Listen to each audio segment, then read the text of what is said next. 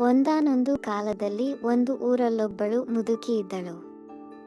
ಆಕೆಯ ಬಳಿಯೊಂದು ಕೋಳಿ ಇತ್ತು. ಸೂರ್ಯ ಹುಟ್ಟುವ ಹೊತ್ತಿಗೆ ಸರಿಯಾಗಿ ಆ ಕೋಳಿ ಕೂಗುತ್ತಿತ್ತು. ಕೋಳಿ ಕೂಗಿನ ಸದ್ದಿಗೆ ಹಳ್ಳಿಯ ಜನ ನಿದ್ದೆಯಿಂದ ಎಚ್ಚರಾಗುತ್ತಿದ್ದರು. ಮುದುಕಿಯ ಬಳಿ ಅಗ್ಗಿಷ್ಟಿಕೆಯೊಂದು ಇತ್ತು. ಹಳ್ಳಿಯ ಜನರೆಲ್ಲ ಆ ಅಗ್ಗಿಷ್ಟಿಕೆಯಿಂದಲೇ ಬೆಂಕಿ ತೆಗೆದುಕೊಂಡು ಹೋಗಿ ತಮ್ಮ ಮನೆಯ ಒಲೆ ಹೊತ್ತಿಸಿ ಅಡುಗೆ ಮಾಡುತ್ತಿದ್ದರು. ಕೋಳಿ ಹಾಗೂ ಅಗ್ಗಿಷ್ಟಿಕೆ ಮುದುಕಿಯ ಆಸ್ತಿಯಾಗಿತ್ತು. ಹೀಗೆ ದಿನ ಕಳೆಯುತ್ತಿದ್ದವು.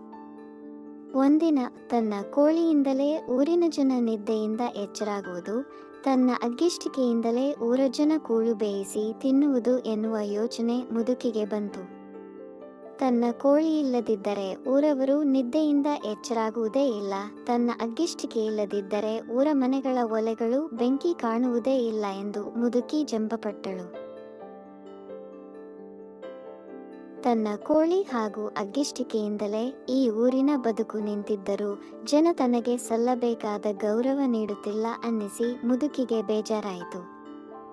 ಈ ಹಳ್ಳಿಯ ಜನಕ್ಕೆ ಬುದ್ಧಿ ಕಲಿಸಬೇಕು ಎಂದು ಮುದುಕಿ ನಿರ್ಧರಿಸಿ ಒಂದು ದಿನ ಸೂರ್ಯ ಹುಟ್ಟೋದಕ್ಕೆ ತುಂಬಾ ಮುಂಚೆಯೇ ತನ್ನ ಕೋಳಿ ಹಾಗೂ ಅಗ್ಗಿಷ್ಟಿಕೆಯನ್ನು ತಗೊಂಡು ಊರು ಬಿಟ್ಟ ಮುದುಕಿ ದೂರದ ಕಾಡಿಗೆ ಹೋಗಿ ಸಂಜೆಯವರೆಗೆ ಕಾದು ಆಮೇಲೆ ಹಳ್ಳಿಗೆ ವಾಪಸ್ಸು ಬಂದಳು. ಅಜ್ಜಿ ಹಳ್ಳಿಗೆ ಬಂದು ನೋಡುತ್ತಾಳೆ. ಹಳ್ಳಿಯಲ್ಲಿ ಏನು ಅಂದರೆ ಏನೇನೂ ಬದಲಾಗಿಲ್ಲ. ತನ್ನ ಕೋಳಿ ಅಗ್ಗಿಷ್ಟಿಕೆ ಇಲ್ಲದಿದ್ದರೂ ಜನ ಎಂದಿನಂತೆ ತಮ್ಮ ಕೆಲಸ ಕಾರ್ಯಗಳನ್ನು ಮಾಡ್ತಿದ್ದಾರೆ ಹಾಗೂ ಅಡುಗೆಯನ್ನು ಮಾಡುತ್ತಿದ್ದಾರೆ. ಕೆಲವು ಮನೆಗಳ ಹೊಗೆಗೂಡಿನಿಂದ ಬರುತ್ತಿದ್ದ ಹೊಗೆ ನೋಡಿ ಅಜ್ಜಿಗೆ ತುಂಬಾ ಆಶ್ಚರ್ಯವಾಯಿತು.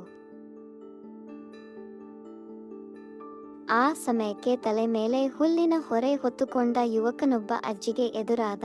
ಇವತ್ತು ನಾನು ನನ್ನ ಕೋಳಿ ಮತ್ತು ಅಗ್ಗಿಷ್ಟಿಕೆ ಊರಲ್ಲಿ ಇರಲಿಲ್ಲವಲ್ಲ, ನೀವೆಲ್ಲ ಬೆಂಕಿಗೆ ಏನು ಮಾಡ್ಕೊಂಡ್ರಿ, ನಿದ್ದೆಯಿಂದ ಹೇಗೆ ಎಚ್ಚರವಾದಿರಿ ಎಂದು ಆ ಯುವಕನನ್ನು ಅಜ್ಜಿ ಕೇಳಿದಳು. ಯುವಕ ನಗುತ್ತಾ ಉತ್ತರಿಸಿದ, ಅಜ್ಜಿ ನೀನು ಜಂಬದಲ್ಲಿ ತೇಲುತ್ತಿದ್ದೀಯಾ?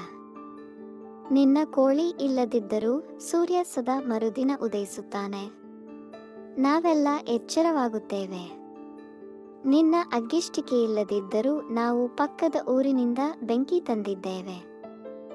ಲೋಕ ನಿನ್ನ ಕೋಳಿ ಮತ್ತು ಅಗ್ಗಿಷ್ಟಿಕೆಯಿಂದ ನಿಲ್ಲುವುದಿಲ್ಲ ಎಂದು ಹೇಳಿದ. ಅಜ್ಜಿಗೆ ತನ್ನ ತಪ್ಪಿನ ಅರಿವಾಯಿತು. ಮುಂದೆ ಅಜ್ಜಿ ತನ್ನ ಜಂಬವನ್ನು ಬಿಟ್ಟು ಹಳ್ಳಿಯವರೊಂದಿಗೆ ಸಹಬಾಳ್ವೆಯಿಂದ ಜೀವನ ಸಾಗಿಸಿದಳು.